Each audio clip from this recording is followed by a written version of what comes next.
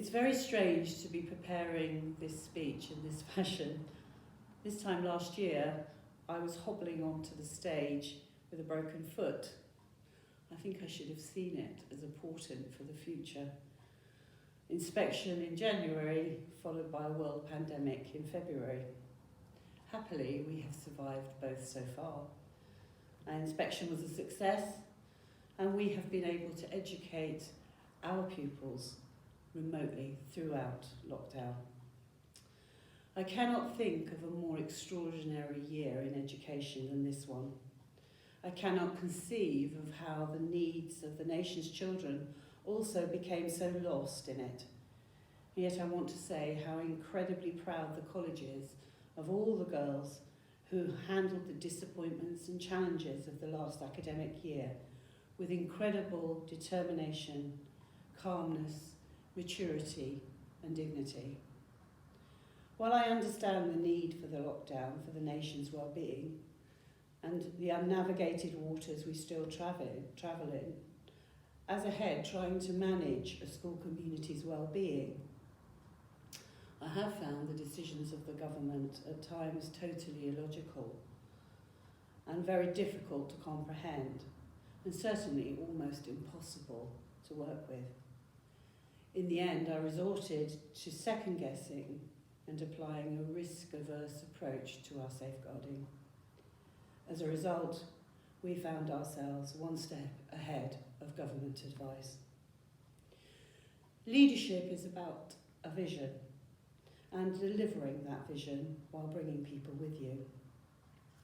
When you lose sight of the end game, you cannot deliver clear and direct reactions. Here at the college, our clear vision during this time was to ensure and protect the education of the students, and all decisions were made to try and do this. Your feedback as parents was very valuable and helpful to us, and also very reassuring. Thank you. For the first time ever, schools had to submit centre-assessed grades with strict protocols regarding what data could be used and what could not be used. These grades were confidential and embargoed until results day. As heads of centre, we were promised that these grades would be standardised so that the results would be fair and reflect national standards. But a cruel and poorly applied algorithm caused heartache and distress for many of the nation's children. Thankfully, the college's results were not adversely affected, even before the government U-turn. It distresses me that all of this could have been avoided if the government had paid attention to the feedback from peers such as myself on the survey that they are initiated by Ofqual. So today I really want to emphasise the determination, steadfastness of your daughters through all this chaos and misinformed nonsense. I cannot praise enough the real sense of community that endured during this period as we worked together. The teaching staff demonstrated the highest level of commitment and vocation to your daughters, managing a very demanding new method of working while juggling their own children and home lives. You will understand these pressures, having juggled your own families and work commitments while working from home during the lockdown. Nothing touched the staff more than the pupils' letters of gratitude, handwritten by the head girl, expressing thanks to each individual staff member. Nothing gave the staff more joy than preparing the response video for the girls, TikTok style. Your daughters demonstrated the willingness to adapt and be flexible to new learning approaches and methods, and to respond in such a positive way. It is a real credit to them. I admire their resilience and determination, even at times when it must have felt like an uphill struggle. Here in college, we continued with support for key worker children, and also maintained and prepared the building for our full return in September and our early return of the boarding house in August.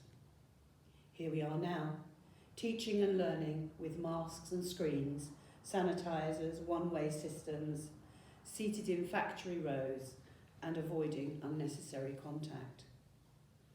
To some extent, on the surface, education seems to have regressed to the days of our Victorian ancestors. But thankfully, teaching staff are once again thinking flexibly as to how we can offer a stimulating and interesting education, even with the restrictions in place. And as we came to the close of the summer term, we were confronted by the horrible and unnecessary death of George Floyd. For a number of years now, the college has been working on equality and inclusion, quietly getting on with the business of change. But our alumni rightly asked the college to explain our actions and commitment to anti-racism and the Black Lives Matter movement. This we have done, and we have put in progress a series of additional measures in training, recruitment, review and inquiry to support further our actions and commitment to an inclusive environment.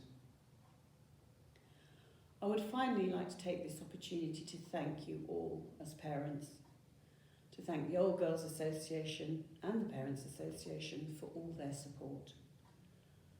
I would like to recognise the governing body who have offered support to myself and my team as we have tried to do our best under these extraordinary conditions. I would also like to thank, as the chairman has done, Mr. Clive Knott, who retired this year from the board. He has served the college both as chairman and in recent years as chair of finance. We are deeply indebted to him and wish him a happy retirement. So as we move into the new academic year, let's celebrate the incredible successes of our students, and we'll see pictures of them shortly. They are the very essence of St Francis College. They are both its heart and its soul.